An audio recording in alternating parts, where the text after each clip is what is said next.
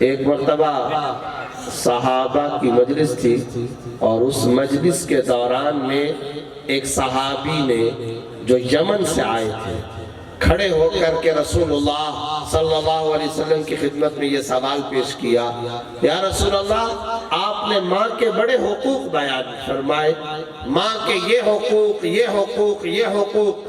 آپ نے ماں کے بہت سارے حقوق بیان فرمائے، میرا تعلق یمن سے ہے، یا رسول اللہ اگر میں اپنی والدہ کو یمن سے اپنے کندھوں پہ سوار کراؤں اور پھر اسے حجاز اور مکہ لے کر آؤں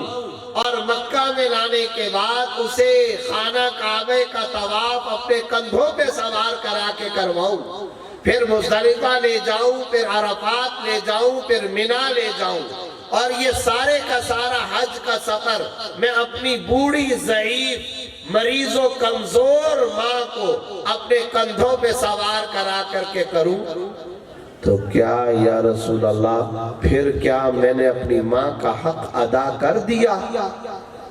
روایات میں آتا ہے، مسند احمد کی روایت ہے، آپ صلی اللہ علیہ وسلم مسکرائے اور فرمایا تم یہ کہتے ہو کہ اس طرح سے تم نے ماں کا حق ادا کر دیا یا نہیں؟ سردی اور جاڑے کی سخت ٹھٹھرتی رات میں جب تو شیر خاری کی حالت میں ہوتا تھا، اس وقت تو جب بستر میں پیشاب کر دیتا تھا اور تیری ماں تجھے اٹھا کر کے نہلا دھلا صفا کرنے کے بعد تجھے سینے کے ساتھ چپکا کر کے تجھے دودھ پلاتی تھی، یہ سب کچھ کرنے کے بعد تو نے ماں کے دودھ کے اس ایک قطرے کا بھی بدلہ نہیں چکایا، اور تو یہ کہتا ہے کہ شاید میں نے اس سے سارے کے سارے ماں کے حقوق ادا کر دیے۔